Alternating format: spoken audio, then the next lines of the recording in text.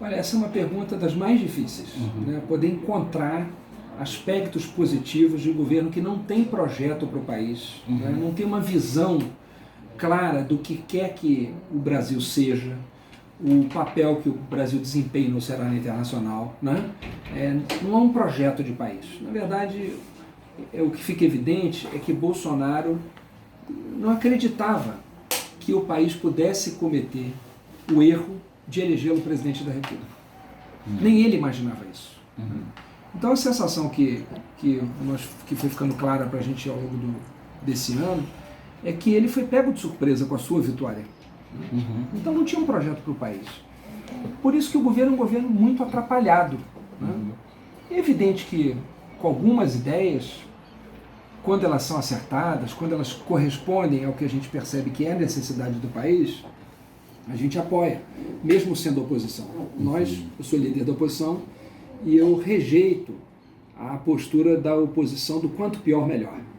Aquela oposição que torce para o país dar errado, que só porque alguma proposta é do governo você vota contra. Então, por exemplo, uma ideia que o governo defende, no meu entendimento, tem implementado da forma errada, mas uma ideia com a qual eu concordo: desburocratização, simplificação das leis, dos decretos, dos regulamentos. Essa é uma boa ideia. Né?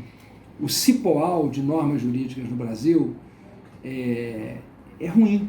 Né? Muitas vezes se torna um elemento que inibe o empreendedorismo, o desenvolvimento econômico e social do país. Né? Então, sim, é preciso desburocratizar e simplificar. Como é que o governo fez isso?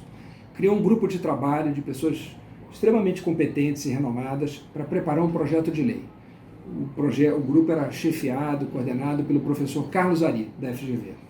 E com a participação de grandes nomes do direito, como o professor Gustavo Binemboim, da UERJ, do Rio de Janeiro.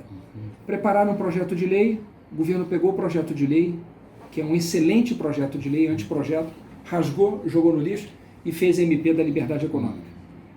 Um texto muito pior, supostamente para alcançar os mesmos objetivos, mas muito mal redigido, com conceitos confusos, gerando insegurança jurídica e atropelos, inclusive, no direito ambiental brasileiro. Essa é uma ideia com a qual concordo. Desburocratizar, simplificar a legislação para facilitar, favorecer o empreendedorismo. Por exemplo, essa é uma boa iniciativa. Na área da educação, da ciência e tecnologia, das relações exteriores, né? Um desastre. Né? A imagem do Brasil nunca esteve tão ruim no mundo como agora. Um vexame completo. O Brasil está muito mal visto. Um colega seu, um jornalista, depois te revelo o nome, não é no caso aqui na entrevista, né? Voltou recentemente e falou que ficou muito assustado com a quantidade de pessoas que nos Estados Unidos o paravam para perguntar: mas como vocês elegeram uma pessoa dessa? Como é possível? Voltou de férias agora, teve nos Estados Unidos e no México. Então a imagem do país é péssima. Isso vai prejudicar a exportação, inclusive, dos nossos produtos agropecuários. Né? Quer dizer, ninguém ganha com isso.